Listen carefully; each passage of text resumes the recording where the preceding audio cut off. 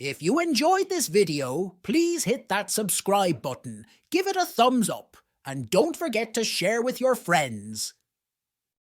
In the village of Riddleton, Ollie the owl, known for his wisdom, faces an unprecedented challenge when he forgets a crucial part of his tale. To jog his memory, he presents the village children with riddles. Enthusiastically, the children solve each one, identifying a keyboard, an artichoke, and the significance of the letter M. Through their efforts, Ollie recalls his enchanting tale of a young girl who uses a magical keyboard to discover a mystical artichoke field. In this field, she deciphers a secret message using the letter M, leading to a hidden treasure. As night falls, the tale concludes, leaving Riddleton's children with a deeper appreciation for wisdom, challenges, and the power of collaboration. Chapter 1. The Wise Owl's Dilemma. Riddleton was no ordinary village. It was a place where every brick and stone whispered tales of magic. Each corner seemed like it held a secret. Centred amongst all this mystery was Ollie, a splendid owl with a gleaming silver coat and deep blue eyes that sparkled with knowledge. On the village's edge, Ollie's oak tree stood tall, with branches that reached out like welcoming arms. Every Saturday was story time. Eager children dressed in vibrant clothes would run down the cobbled pathways, making their way to the ancient tree. Among them were Lena, with bouncy brown curls, and her inseparable buddy Jamie, who sported a cap covering his mop of fiery red hair. They'd lay down their patchwork quilt, and soon a sea of excited faces encircled it. Today, Ollie began a mesmerising tale about Drago, a young dragon with scales glittered like 1,000,000 diamonds. Drago was on a quest to find a hidden kingdom floating among the clouds. But as the plot thickened, Ollie's voice faltered, and he let out a sorrowful sigh. I can't remember what happens next, admitted Ollie, a blush forming beneath his feathers. From the crowd, little Timmy, known for his oversized glasses and insatiable curiosity, piped up. Ollie, you know every story by heart. How can you forget? Before Ollie could answer, Rosie, the cheeky red squirrel, darted down the tree trunk. Granny Squirrel spoke of the riddles of remembrance, she chattered. They can bring back lost memories. Ollie looked thoughtful. You're right, Rosie, but they're not easy to solve. Lena, always ready for a challenge, said, We'll help, Ollie. Right, guys? A chorus of cheers erupted. Jamie, waving his cap, added, Nothing can stand between us and a good story. Eager faces waited as Ollie began. The first riddle is this. In Riddleton, where shadows play, find where the moon sleeps during the day. Amid gasps and whispers, the children's new adventure had just begun. From deciphering riddles to exploring unknown nooks and crannies of Riddleton, they were about to embark on a mission unlike any other. And they weren't just searching for the rest of Drago's tale. They were weaving a story of their own. One of friendship, determination, and the magic of team spirit. Chapter 2. The Candy Cane Challenge. Ollie, holding everyone's attention, posed the riddle. All right, kiddos, I have keys but open no locks. I have space but no room. You can enter but not go outside. What am I? As the children thought, Timmy, with his ever-trusty blue cap, cried out, A pirate's treasure map? Emily, swinging her pigtails, chimed in, Or a castle with hidden chambers? Lucy, her curly red hair bouncing with excitement, shouted, It's a keyboard! She had noticed the dusty keyboard in the corner earlier. Ollie, with a grin, confirmed, Bingo, Lucy! And that's not just any keyboard. There's a magical story tied to it. Benjamin stretched up on his tiptoes, curiosity gleaming. So, what's its power? Gathering the kids closer, Ollie revealed, "This was my great-grandmother's. Every word typed became real." Sophia paused her doodling and pondered. "So if I type Mountain of Marshmallows, it'll appear?" Ollie nodded. "Yes, but she once typed about fiery dragons, and the whole town had a barbecue they hadn't planned for." Jake's eyes lit up with mischief. "Let's make a story. How about a magical maze with a glowing prize?" All excited, the children began typing. They imagined rainbow bridges, candy trees, and jelly bean pathways. But as the final period was typed, the room swirled, and they stood before a vast, colourful maze. Emily clutched her pigtails, a worried look in her eyes. "This isn't exactly our sweet Candyland." Timmy, spotting a gleaming trophy deep within the maze, exclaimed, "That's our prize! Let's get it!" Lucy, the ever-cautious one, advised, "Stay close. We might have added a few surprises." The first challenge was the Candy Cane Challenge. Giant candy canes swung back and forth, and the children had to time their steps to avoid being knocked over. Emily, showing unexpected agility, led the way, guiding everyone safely across. Next came the bubblegum bog, a stretch of sticky, stretchy bubblegum. Benjamin, using his height, fetched long branches for everyone to use as stepping stones. But the most surprising challenge was the chocolate guards, just as they had typed. Statues made of dark chocolate, which came to life if you got too close. Sophia, remembering her notebook had bits of the story they typed, found a way to distract them by typing "a rain of hot cocoa," causing the guards to scatter and find shelter. With each challenge, the children learned to work together, share ideas, and support one another. And as they stood at the maze's centre, the glowing prize within arm's reach, they realised the journey itself was the real magic. Their story-filled adventure had only just started. Chapter 3. The Quest in the Artichoke Jungle. Ollie, the wise old owl with twinkling eyes, began, "All right, young explorers, here's your next challenge. What has a heart that doesn't beat?" The children exchanged puzzled looks. Lily, adjusting her cute glasses, said, "I'm pretty sure it's neither humans nor animals."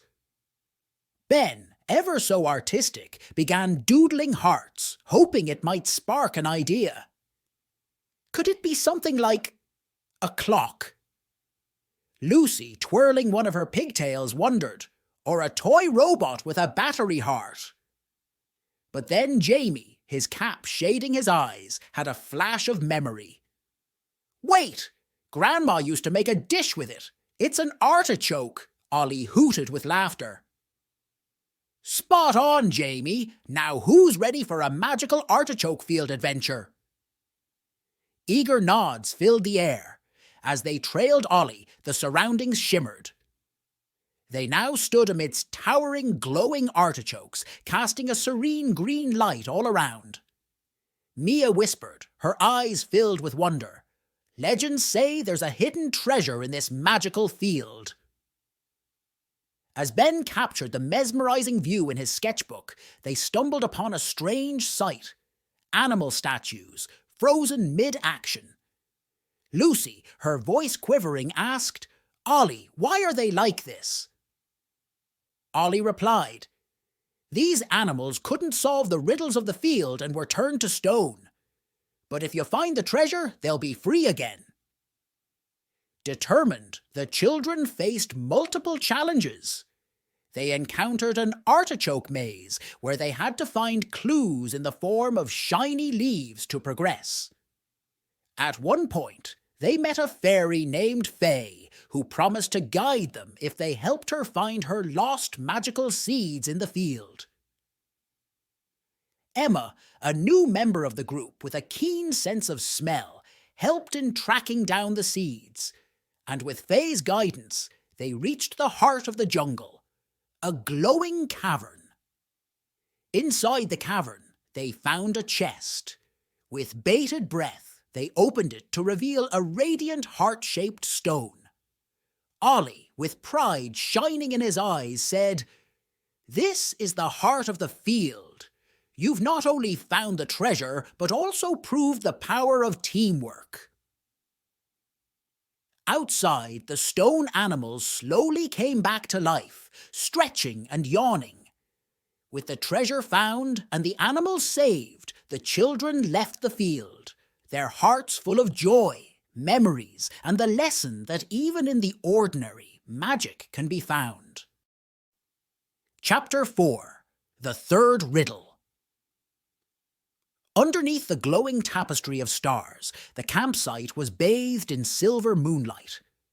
Ollie, an elderly man with wild grey hair that made him look like a wizard, held up a mysterious old book that seemed to hold secrets from another time. It shimmered as if touched by fairy dust. "Children," he beckoned with a grand gesture, "are you ready for another tale?" Their eager faces formed a semicircle around the campfire. There was Benny, so engrossed in stories that he'd sometimes forget his glasses. Sarah, with pigtails that seemed to have a life of their own, curiously tried to see what was written in the book. Jake, ever the cool dude, had his cap turned backward, but his excitement was evident. Mia, the thinker, was always ready with her notepad, absorbing every detail. Suddenly, from behind a tent, a bubbly giggle erupted. Zara, the youngest with springy curly hair and the energy of a tornado, skipped over. "Did I miss anything?" she panted, holding onto a small stuffed rabbit. Ollie smiled warmly. "You're just in time, Zara. Now, for the riddle.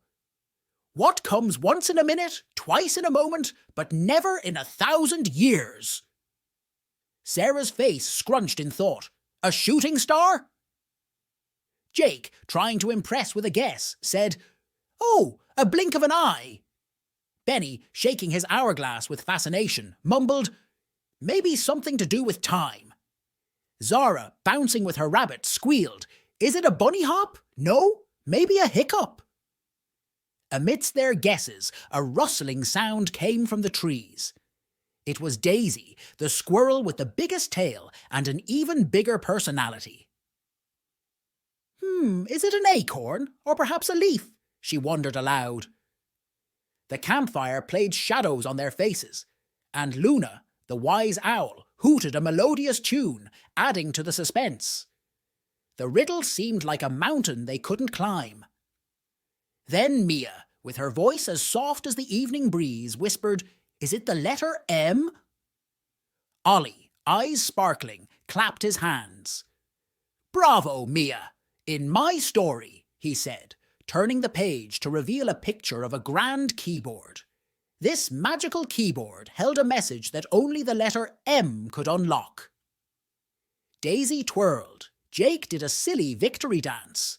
Sarah gave Mia the tightest bear hug, and Zara, ever dramatic, fell backward onto a pillow, pretending to faint from the excitement. Mia, modest as ever, smiled. "Riddles are like locked doors. We need the right key." Zara jumped up, her rabbit held high. "More riddles, Ollie, more!" Their laughter echoed into the night, signalling the promise of more tales, riddles, and adventures waiting for them under the canopy of stars. Chapter 5. Chronicles of Riddleton. A tapestry of magic and mystique. Morning light spilled over Riddleton, painting the village in golden tones. The children woke up, still buzzing with the tales of Mia's adventures. However, the magic of last night was partially done. On the village square, a large gathering had formed. At its centre was a mysterious figure playing a familiar keyboard. Every key, shaped like a tiny artichoke leaf, gleamed under the sun. The melodious notes wafted through the air, attracting even the busiest villagers. "Is that Mia?" Elsie whispered, her eyes wide with wonder. As the melody faded, the musician turned to face the crowd. It was a middle-aged woman with twinkling eyes and an aura of enchantment. "Hello, Riddleton. It's been a while," she greeted with a soft chuckle. The crowd murmured in awe, realizing the woman was none other than Mia from Ollie's story. The whispers grew louder, wondering if she had come in search of another adventure. Mia smiled. "I've travelled many places, met incredible creatures, and faced numerous challenges. But Riddleton, with its charm and mysteries, always calls me back." Sam, gathering his courage, asked, "Did you find any more magical artichokes?" Mia winked. "Ah, young seeker, the magic isn't in the artichokes, but in the stories they inspire, and Riddleton has an abundance of them." Elsie, clutching her teddy, stepped forward. "Can you teach me to play the magic melody?" Mia knelt down to Elsie's level. "Every melody you play with heart and passion becomes magical, dear. The keyboard was just a bridge to my adventures. You can find your bridge in anything you love." As the day wore on, Mia shared more tales and riddles and even played a duet with Elsie. The village was alive with laughter, music, and a renewed sense of wonder. That evening, as the sun began its descent, Mia packed her keyboard. "Remember, Riddleton," she said, her voice echoing in the silent square, "magic is everywhere. You just have to believe." With a final wave and a promise to return, Mia ventured into the horizon, leaving behind a village forever changed by the magic of stories. Ollie, watching her go, murmured, "Until next time, brave adventurer." The end. If you enjoyed this video, please hit that subscribe button, give it a thumbs up, and don't forget to share with your friends.